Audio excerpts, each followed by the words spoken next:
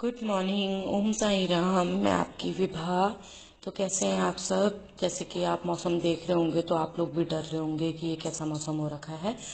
But ये सिर्फ डराने के लिए था, क्योंकि सुबह उठी जब मैं तो मैं खुद डर गई थी। मैंने कहा इतना कोहरा, मेरे को लगा कि आज बादल हो गए हैं या ठंडा हो गया है या कुछ। बट ऐसा कुछ भी नहीं था। मौसम बिल्कुल ठीक था। सिर्फ यहाँ पर फील्ड है, इतने खेत वेत है। खेत वेत के कारण मौसम यहाँ पर कोहरा बहुत ज़्यादा हो जाता है।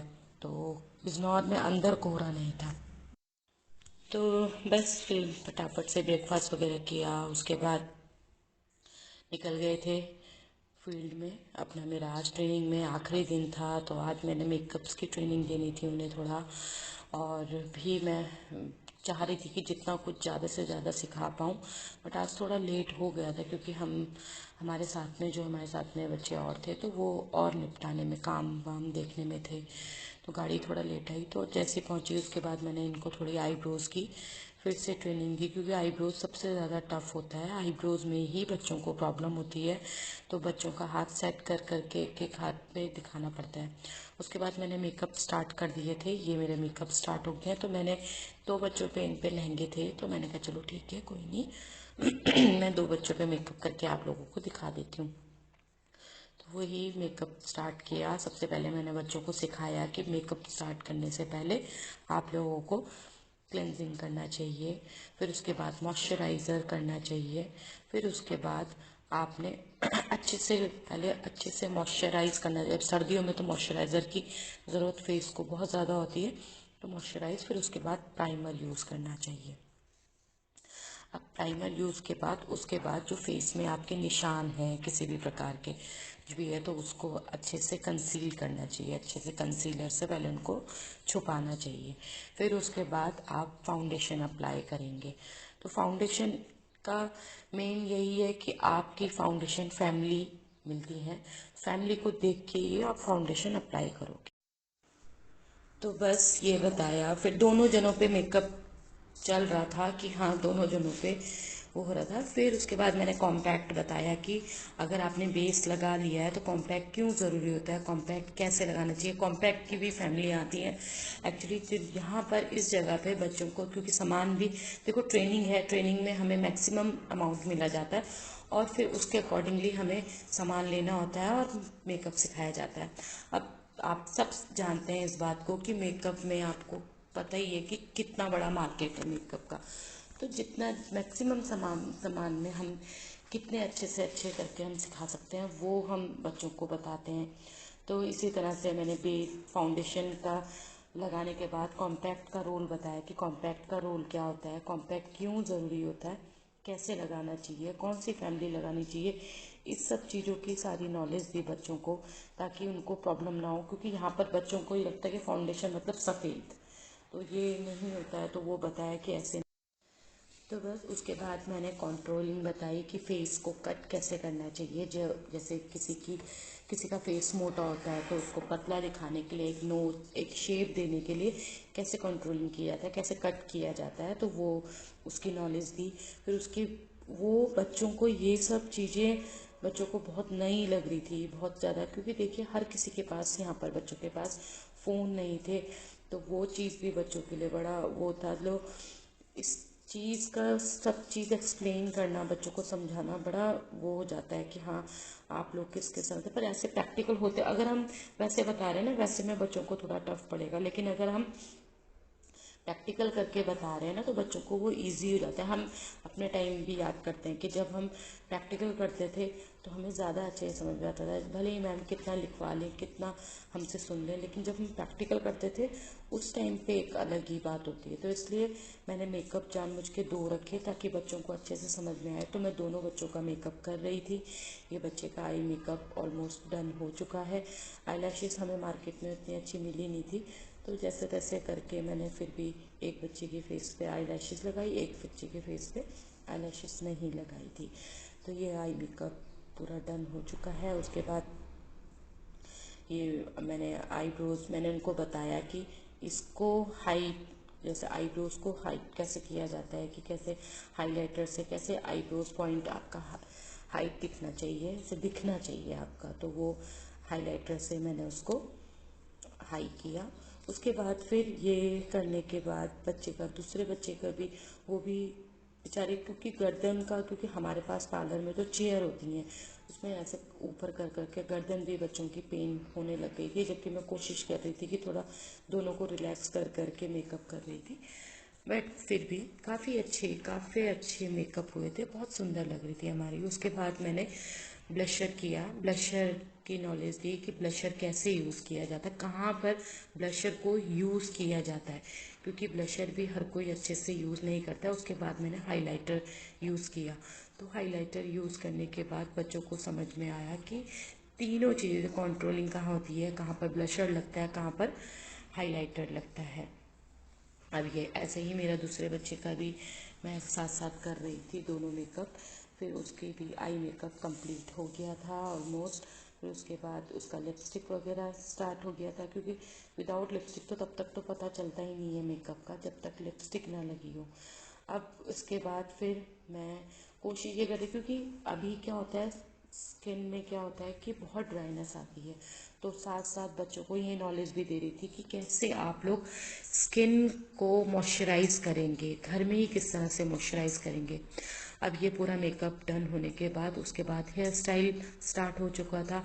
हेयर स्टाइल में क्योंकि लाइट चली चली गई थी, लाइट कल थी, कल लाइट ने पूरा सपोर्ट किया था, आज लाइट चली गई थी, तो मैंने बिना लाइट के ही फिर मैंने उसके बालों में हेयर स्टाइल करे, क्योंकि कल मैंने उनको बता दिया था कि अगर आप कर्ल करते हो, टाउन रोड करते हो, क्रिम करते हो, आइन करते हो, तो कैसे आप हेयर स्टाइल बनाओगे। ये मैंने इनके बालों में मैंने ऐसे करके हेयर स्टाइल बना दिए थे। अब ये मेरी दोनों के दोनों दोनों हेयर स्टाइल मैंने ऑलमोस्ट डन कर दिए हैं। ये इनका मेकअप अभी पूरा डन होने के बाद, जब बाल कंप्लीट हो जाते हैं ना, उसके बाद देखने में मज़ा आता है कि हाँ अब पूरा उसके। तो ये था कि बालों का भी इन बच्चों को बताया कि किस तरह से बिना आइनिंग के आप किस तरह से अच्छा हेयर स्टाइल बना सकते हैं। तो बच्चों को वो बहुत अच्छा लगा देखने में कि हाँ मैम, मतलब घरों में कहाँ किसी के पास अभी मशीन आ जाएगी। तो इस तरह से मैंने उनको समझाया कि आप लोग किस तरह से बालों को अच्छे से, ये देखिए मेरा बहुत सुंदर मैंने ये ट्विस्ट कर करके ये जूड़ा बनाया था। तो जबकि मैं अपने पार्लर में मैं हेयर स्टाइल बहुत ज़्यादा करती नहीं हूँ, मैं बच्चों को बोलती हूँ, लेकिन ट्रेनिंग में आती हूँ तो तब फिर ऐसा लगता है कि हाँ यहाँ मेरे को ही सिखाना है। तो मैं कई बार ऐसा हो जाता है कि रैंडमली ऐसा कुछ मेरे दिमाग में रहता है कि मैंने ये हेयर स्टाइल करना है, बस वो बनते चले जाते हैं। तो ऐसे ही इस बच्ची का पूरा हेयर स्टाइल मैंने कर दिया था। आगे का सबसे मेन होता है, पीछे तो जूड़ा बना रहे थे, आगे का किस तरह से आपको हेयर स्टाइल जरूरी, क्योंकि आगे से सबके सब प्लेन ही कर देते हैं। तो वही समझाया कि आगे आप किस तरह से ले लेके, सेक्शन ले लेके, ट्विस्ट कर करके, कुछ भी पफ दे दीजिए, कुछ भी करके अच्छे से अच्छा हेयर स्टाइल आप लोग बना सकते हैं। तो ऐसे ही सब बच्चे, अभी बच्चों से भी काम लेती कि हाँ, पर वही था कि टाइम भी बहुत ज़्यादा हो रहा था, तो इसलिए अपने आप से ही मैंने कोशिश कर करके फटाफट से, क्योंकि सोचा था कि एक रेडी वो करेगी, सोनाली करेगी, पर सोनाली को जल्दी जाना था तो वो चली गई थी। लेकिन फिर हमने इस तरह से हमने, तो बच्चे तो वही सोच रहे थे कि मैम हाँ, इसी तरह से कि हम लोग जो करते हैं बाल का भी बनाते हैं, तो ऐसे ही जूड़ा, पीछे से कुछ भी जूड़ा, ऐसे सिंपल सा जूड़ा, लेकिन उनको ये फ्लारी जूड़ा बहुत सुंदर लगा। वो कह रहे थे कि मैम इतने घने लग रहे हैं बाल, इतना हो रहा है। तो यही मेन, हर जगह में यही प्रॉब्लम होती है। बच्चों को ये चीज़ें सीखने में मज़ा भी आया कि हाँ, क्योंकि देखिए मैंने, जैसे कि मैंने आपको बताया, हर किसी के पास फ़ोन नहीं है, नेट नहीं है, तो वो नहीं देख सकते हैं। जिन बच्चों के पास है उनको उनका ज़रिया बताया कि आप किस किस तरह से देख सकते हैं। बाकी मैं भी ऑनलाइन इसी तरह से वीडियोस डाल रही हूँ, तो मेरे भी काम ये लोग देखेंगे। तो ये ऑलमोस्ट मेरा पूरा मेकअप, पूरा हेयर स्टाइल डन हो चुका था। अब ज्वेलरी की बारी आई। ये ज्वेलरी एक बच्ची पे थी, तो जितना था, जो सामान हम पे अवेलेबल था, उस हिसाब से मैंने ये पूरा मेकअप डन कर दिया था। तो कैसा लगा आपको मेकअप, आप प्लीज़ मुझे बताइएगा। ये बच्ची, ये ऐसे इसका पूरा मेकअप था, तो बहुत सुंदर लग रही थी। बाद में बहुत फेस बिल्कुल भी ऐसा नहीं लगा कि हमने कुछ लगा रखा था। ये मेरी दूसरी बच्ची है, बहुत प्यारी बच्ची, जो छोटी बच्ची बहुत है, तो बहुत ही प्यारी है, शर्मा रही थी मेकअप देख देख के। ये इसका मेकअप हुआ। तो इसका आई मेकअप सबको बहुत पसंद आया था कि बहुत अच्छा मेकअप हो रखा। आप लोगों को कैसा लगा प्लीज़ आप लोग भी मुझे ज़रूर बताइएगा। तो ये बच्ची का पूरा मेकअप होने के बाद ये पूरा इसका फोटोशन, बहुत घबरा रही थी, डर भी रही थी, शर्मा भी रही थी, तो हम उसकी मजाक वही बना रहे थे। उसके बाद बच्चों के साथ में मैंने थोड़ा डिस्कस किया कि आप लोग इस काम को कैसे कैसे करेंगे। ये लोग हफ्ते में, इन्होंने डिसाइड करा कि मैम हफ्ते में हम एक दिन आके यहाँ पर प्रैक्टिकल किया करेंगे। तो मैंने इन्हें होममेड जितनी भी नॉलेज दे सकती थी कि किस तरह से आप अपनी स्किन की, अपने हेयर की देखभाल कर सकते हैं। तो पहले इन्हें खुद की देखभाल करनी पड़ेगी, उसके बाद ये औरों के लिए काम करेंगे।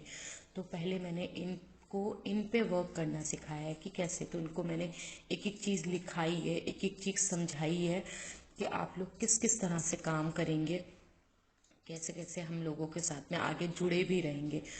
तो बस ये कंप्लीट सब बच्चों को अच्छे से समझाया, इनसे किए। तो इन्होंने मुझे बहुत बड़े बड़े प्रॉमिस हैं, देखती हूँ अब प्रॉमिस कितने ये लोग निभाते हैं। एक एक बच्चे से मिली, सबसे बात करी, बताया, समझाया हर चीज़, ये मेरे साथ में कैसे जुड़े रहेंगे, ये सारी बातें डिस्कस करी।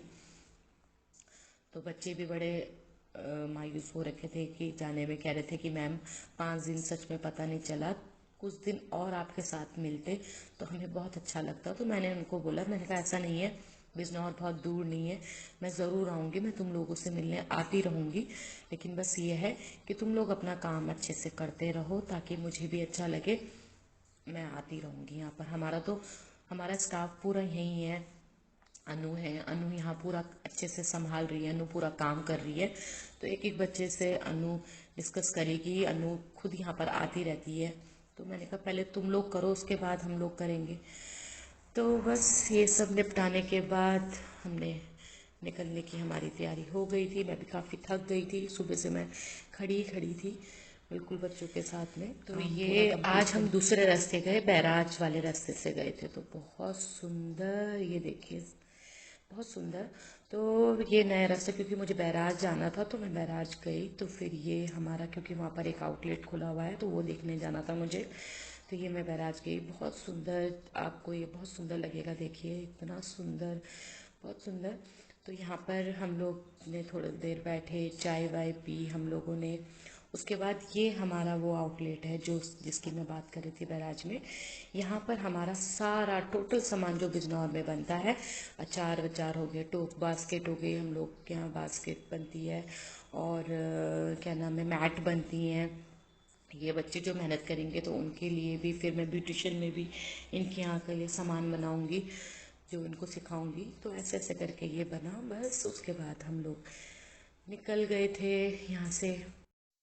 तो आज होटल पहुंची, तो आज होटल में जैसे कि शादी थी, तो बस आज यहाँ शादी का प्रोग्राम है। तो बस आज का दिन आखिरी। तो थैंक यू सो मच, मिलते हैं नए ब्लॉग में, बाय।